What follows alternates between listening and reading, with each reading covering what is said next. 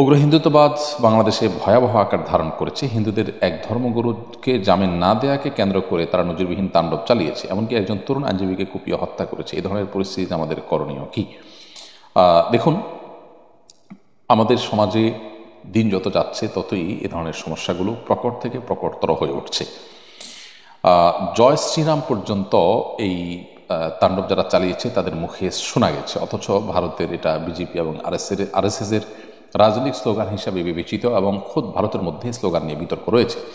তো ভারতের দলীয় বা রাজনৈতিক যে উগ্র হিন্দুত্ববাদীদের যে স্লোগান, সেই স্লোগান বাংলাদেশে যদি কেউ দেয় তাহলে সেক্ষেত্রে তাদেরকে বাংলাদেশ অন করার ক্ষেত্রে 10 বার ভাবা উচিত। সেই সাথে যে চিন্ময় দাসকে জামিন না দেওয়ার কারণে তাণ্ডব চালানো হয়েছে, সেটা রীতিমতো আদালত অবমাননার সামিল বলে আমরা মনে করি। কারণ আইনের প্রতি তাদের বা আদালতের প্রতি ন্যূনতম আস্থা থাকলে তারা এত বড় একটা জঘন্য কর্ম দিন দুপুরে আদালতের মধ্যে করার কথা নয়। এর আগে বিভিন্ন মসজিদে এবং আরও বিভিন্ন জায়গায় ইসকনের এ সমস্ত অনুসারীদের হামলা এবং আক্রমণ করার দুঃসাহস দেখানোর ঘটনাও কিন্তু ঘটেছে। এই প্রতিষ্ঠানটি বা এই সংগঠনটি এবং তার অনুসারীরা এদেশের হিন্দুদেরকে মুসলমানদের মুখোমুখি করে হিন্দুদেরকে উস্কে দিয়ে, এক শ্রেণী হিন্দুদেরকে উস্কে দিয়ে এখানে তারা কোনো সুবিধা আদায় করার অপচেষ্টায় লিপ্ত কিনা সেটি খতিয়ে দেখার যথেষ্ট সুযোগ আছে। আন্তর্জাতিক ইসকন, যেটি ইসকন আপনার আমেরিকা থেকে এটি প্রতিষ্ঠা হয়েছে আমরা জানি, এবং তাদের পৃথিবীর বিভিন্ন প্রান্তে তাদের শাখা প্রশাখা রয়েছে।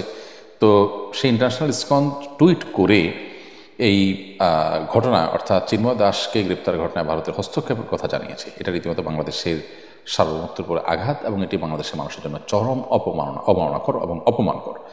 এরকম পরিস্থিতিতে বাংলাদেশের সর্বস্তরের মুসলমান, এমনকি শান্তিকামী যে হিন্দু ভাইরা আছেন, তাদেরও এখানে ঐক্যবদ্ধ থাকা উচিত এবং অন্যান্য ধর্মাবলম্বীদেরও ঐক্যবদ্ধ থাকা উচিত। এবং এ ধরনের পরিস্থিতিকে ট্যাকেল দেওয়ার জন্য যারা উগ্রবাদী তাদেরকে আইনের আওতায় এনে সর্বোচ্চ শাস্তি যেমন দেওয়া উচিত, এবং এখানে কোনো প্রকার নমনীয়তা গ্রহণযোগ্য হবে না। কারণ এই সামান্য কয়েকজন মানুষ তারা যখন উগ্রবাদের সাথে জড়িয়ে যাচ্ছে, তারা যখন সন্ত্রাসের সাথে জড়িয়ে যাচ্ছে, তারা যখন নানাভাবে হুমকি ধামকি দিচ্ছে আমাদের দেশের সাম্প্রদায়িক সম্প্রীতির যে উজ্জ্বল ঐতিহ্য আছে সেটাকে যে কালিমা লেপনের চেষ্টা করছে, এটার বিপরে আমাদের সজাগ থাকতে হবে এবং এদেরকে কঠোর হস্তে দমন করতে হবে।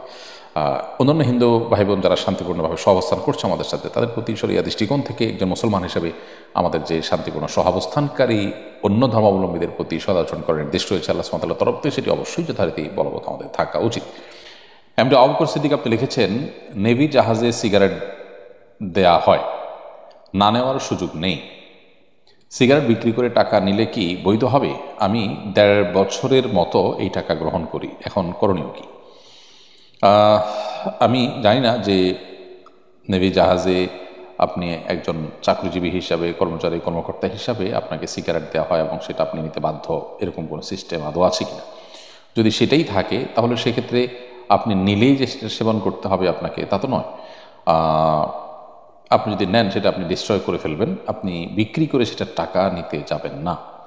টাকা যদি আপনি বিক্রি করে নেন তাহলে সেক্ষেত্রে আপনি আরেকজনকে এই গুনাহগার বানালেন, এই গুনাহের পথযাত্রী করলেন। হ্যাঁ, কোনো অন্য ধর্মাবলম্বী যদি হয় এবং সে যদি তার মতো করে এটা কিনতে চায়, তাহলে তার জন্য যেহেতু শরীয়তের হালাল হারামের ব্যাপার নেই, সেটি জায়েজ হতে পারে।